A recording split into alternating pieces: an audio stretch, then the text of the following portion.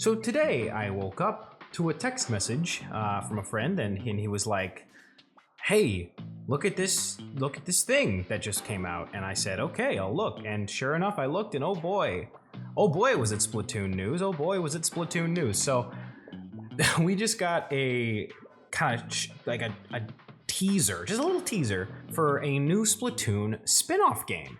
Just a little teaser. So in essence, we're basically going out with the deep cut on a big helicopter ride somewhere, and a big spiral of light and wind knocks the helicopter out of the sky, and we get stranded on some mysterious island called, let me read this, Spiralite Islands. Okay, all right, cool.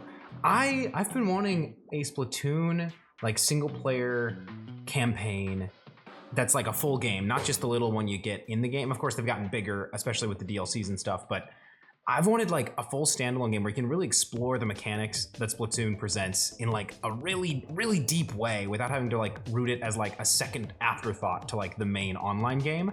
And I guess technically they haven't confirmed that this is a single player campaign, but it sure feels like one. It really does. It looks like you're a mechanic and you're kind of like jury-rigging a bunch of gadgets together to survive, and that's really cool.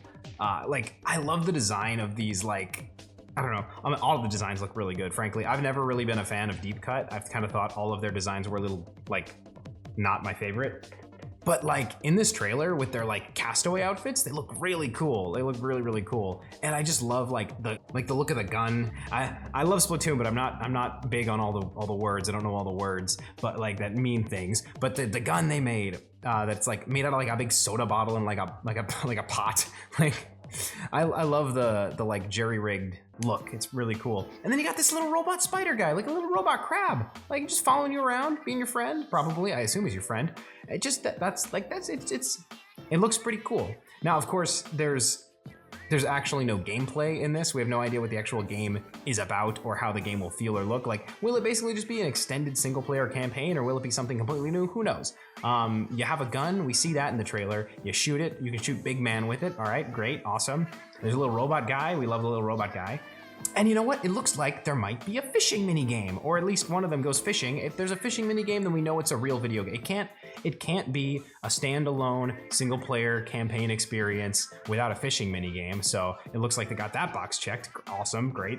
I just wanted to make this quick little video, just a little informal video, just to talk about it, because oh boy, does it make me excited. I think the Splatoon formula is really good, especially with like the whole online paint, turf war, like gun shoot paint, you can then move faster in. That's a really cool and interesting concept for like a shooter game. But I've always enjoyed the single player campaigns more. Like, I love Splatoon Online, but like I've always loved the single player more, especially on like Splatoon 1. Like that was my favorite. And of course, it's only gotten bigger and better since then, and now we get these big DLC expansions too.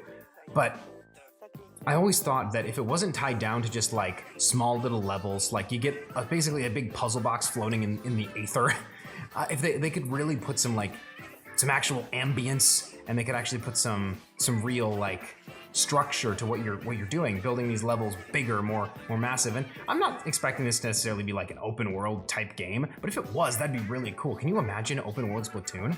And imagine like if it's designed like a platform shooter, like imagine the complexity of like Super Mario Odyssey's like movement system, but with the Splatoon mechanics. That would be so much fun.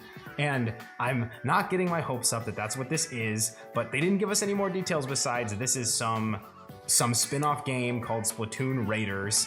I can make up whatever I want about it and be disappointed later. That's I have my right as an American. I can do that. So what could this be? In concept, it could be just about anything.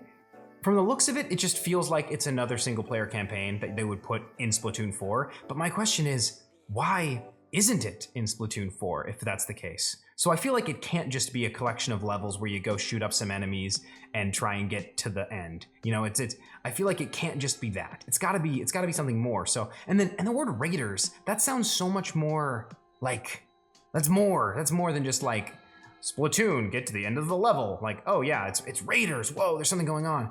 Of course, Splatoon has always had some like hidden lore in the background, like and all those extra like pieces of lore you can find in the story mode. But like, if this one actually is trying to be like a single player campaign, they probably could make a real story that's like real. Now, this is Nintendo we're talking about, so I don't have my hopes up too high for a story that's groundbreaking, but I think Splatoon is one of their franchises that's like was built on the premise of having like hidden background details and lore.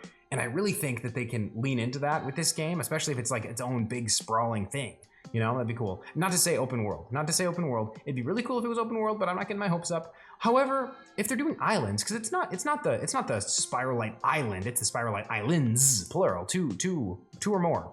So in theory, they could do something where it's open world, but obviously you can't travel on water because the squid in Splatoon can't go into water. So that's a good way to like block things off naturally. So they could do like Legends Arceus style open world areas. They could do that.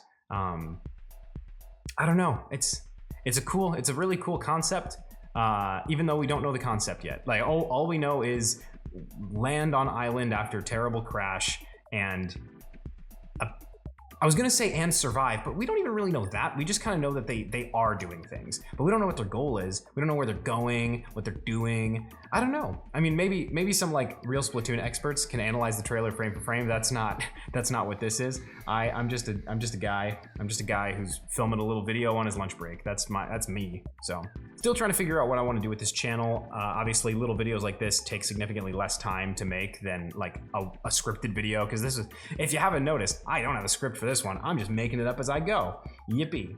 But yeah, let me know what you guys thought of this. Let me know what you guys thought of this little teaser that we got here. This is pretty exciting for me. You know what this does tell me though? This does tell me one concrete thing, and that's that we're not getting a Nintendo Direct anytime soon. Because if we were, why wouldn't they save this for that? Why wouldn't they? They just dropped this on us. There was no announcement. It was just like, hey, by the way, here's an announcement for a brand new Splatoon spin-off game. Like, what? That's crazy. What?